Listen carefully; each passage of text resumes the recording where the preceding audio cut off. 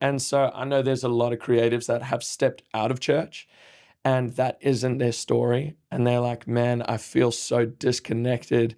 I'm doing what I do as a creative, but it feels more like projects with deadlines that are profit and loss, not projects with eternal value that are sowing and reaping. And I think there can be that disconnect for a lot of creatives that have maybe unfortunately been burnt by the church or feel like they were used by the church. A lot of us as young Christians or creatives prayed the prayer, hey, God, here I am, use me. And then we're like, oh, I'm being used by the church. And it's like this weird, and there's a lot of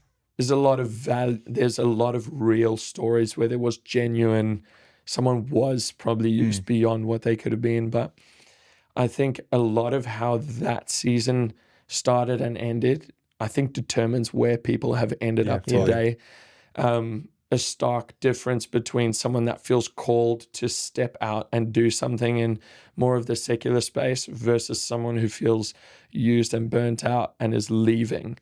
There's a huge difference between stepping out and being sent out versus leaving out of a place of hurt. That's so real. I feel like so many creatives, well, just creativity and God are so intertwined. Like, it's crazy. And it's just so many creatives, like we all have that story, like literally all three of us.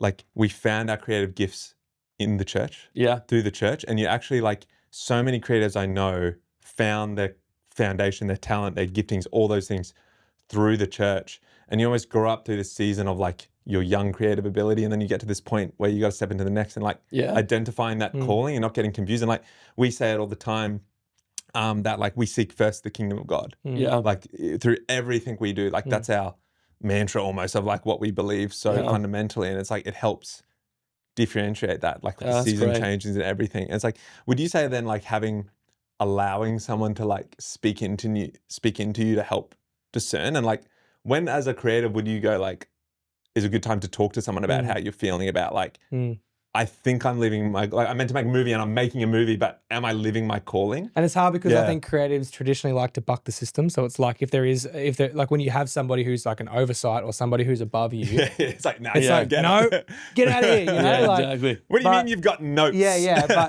But I'm assuming the guy you called him, was he in Pretorius? Yeah. I'm assuming he was like a mentor for you or somebody who like you could lean on. And so how important is that? Is that what you're saying?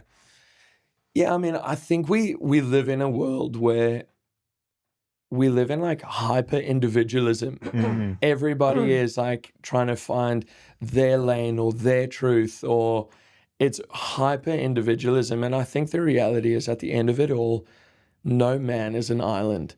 Like we were designed by God to be in community. And I think that's so important. I think it's important to have people around you that can speak into you as well as speak next to you. Like we currently find ourselves in a season in Nashville where we've got the best of both worlds, where we've got incredible leaders who are also our friends. And it's that whole thing of like, as iron sharpens iron, so one man sharpens another.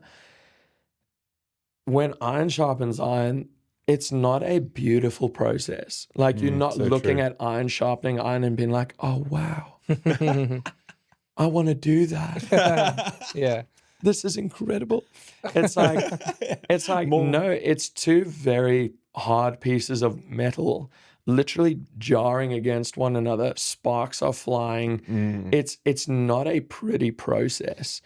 And I think so often confrontation is avoided way too often, in my opinion. And we struggle to take critiques. And I heard someone say it so well, I wish I could remember who said it, but someone said the other day, movie critics don't criticize film or movies because they don't like film.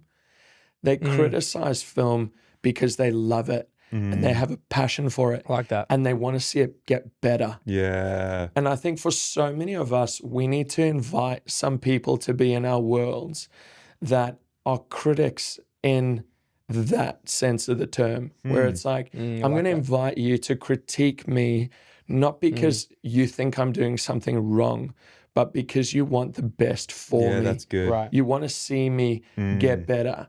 Hey, this thing that you did, art can be so abstract or personal, and so there's a whole lot of open-ended things, and so I think the end goal is always something to keep in mind. But if something has a specific goal, you need to get a certain angle on a shot, or you need to get a certain phrase in a lyric so that it lands a certain way.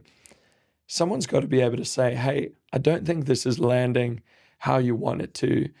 And your response can either be, oh, well, I want it that way and it's my song, so I'll do what I want, which ultimately is robbing the end goal of something beautiful. Whereas if it's like, oh, I know this person loves me, this person cares about me, this person wants the best for this, so I'm going to let them speak into that space. And sometimes hearing things isn't always easy.